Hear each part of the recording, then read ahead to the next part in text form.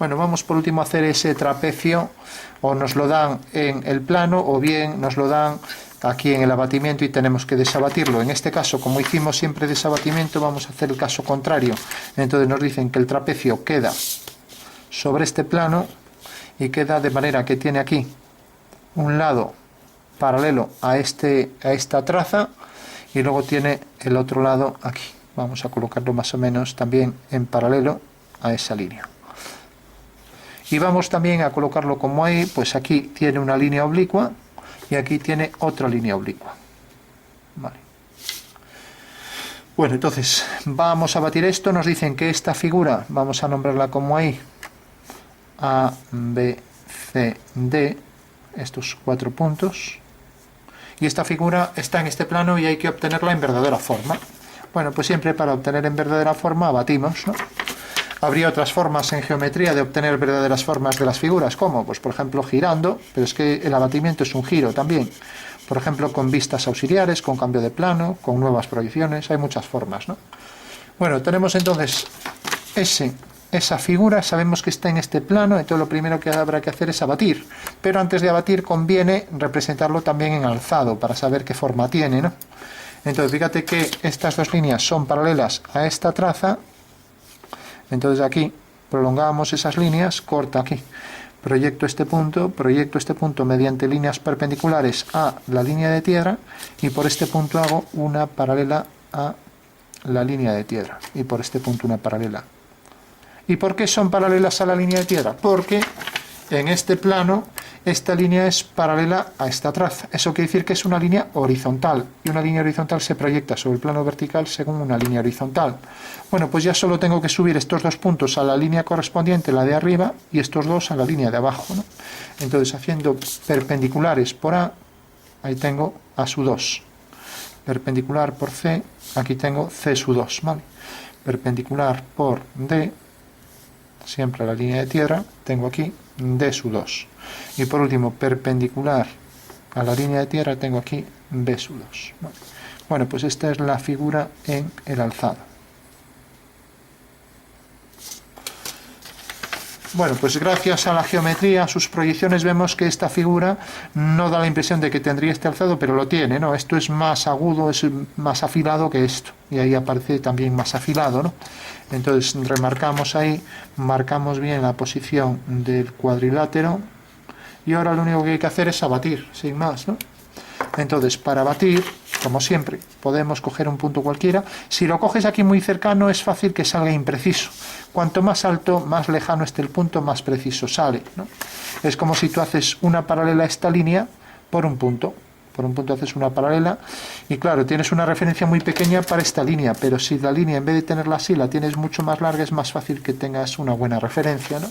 Entonces puedes coger un punto cualquiera, voy a coger el punto P, P sub 2, y si hacemos la perpendicular, veremos la perpendicular desde P sub 2 a la línea de tierra, pues vemos que es este punto, P sub 1. Bueno, pues desde este punto haces la perpendicular a la traza del plano, no te olvides de nombrar todo, entonces haces aquí, coges la referencia esta, desplazas la regla, haces la perpendicular y ahora haces aquí, tomas esto como centro de giro, como siempre, haces el arco y ahí tienes ya el abatimiento de ese punto, por dos razones. Primero, porque el punto, al abatirlo, imagínate este triángulo, cae en la perpendicular, y segundo, porque esta línea, al hacer el giro y caer aquí el plano abatido, será igual esta medida que esta, ¿vale? Entonces ya tienes ahí la traza vertical abatida, o sea que si esto es V sub alfa, a esto lo llamamos V sub alfa abatido, entre paréntesis, ¿no? Y esta línea mejor hacerla discontinua. Bueno, pues ya tienes entonces ahí la figura al completo, ya con el abatimiento, por tanto ya sabemos que el plano en cuestión es este. Vamos a recortar por aquí hasta ese punto mismo. Y ahora si lo doblamos por aquí, pues vendría por aquí, así, vale, sería este plano, ¿de acuerdo? Bueno, por último, esta línea, pues lo mismo, hacíamos desde este punto perpendicular y por este punto paralela a esta línea, ¿vale? Con lo cual ya tenemos el abatimiento de esa línea.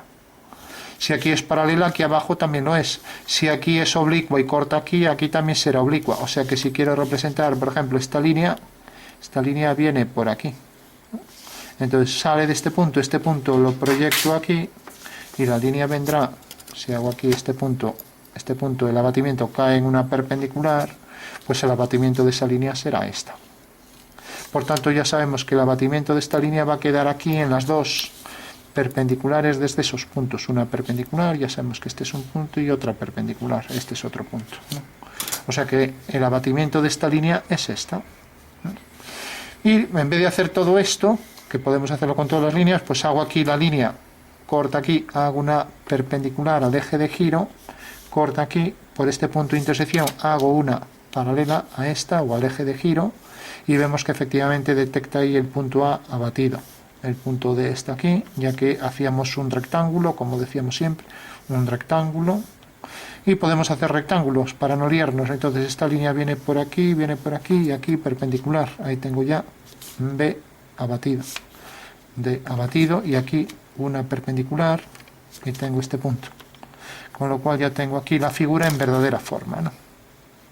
Bueno, nadie diría que tiene esta forma. Así daba la impresión de que iba a salir más estrecha, pero como el plano es bastante inclinado, pues esa es la verdadera forma de la figura, ¿no? O sea que viene por aquí. Esa es la verdadera forma. Quiere decir que si ahora lo colocamos en la posición natural, pues ahora giramos esta figura hasta que este punto venga a parar aquí, lo tenemos ya en la traza, y esta es la proyección del plano. Como ves, esta forma debe coincidir con esta. Para eso podemos remarcar también aquí la figura para que se perciba. Dibujamos aquí por detrás también la figura, y ahora vemos que la proyección de este trapecio, pues fíjate que debe coincidir exactamente con eso, ¿no?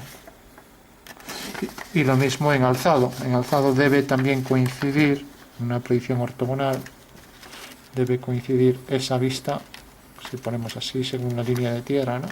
Aquí es que la luz nos tapa un poco, debe coincidir con eso, ¿vale? Con lo cual tenemos ya el abatimiento de la figura, ¿no? Y fíjate por último lo que decíamos, si prolongábamos todas las líneas, por ejemplo, si prolongábamos esta línea corta aquí en el eje de giro, necesariamente al prolongar esta cortará en el mismo punto el eje de giro, porque la línea podría ir hasta la traza del plano, ¿no? Lo mismo con esta y lo mismo con todas, ¿no?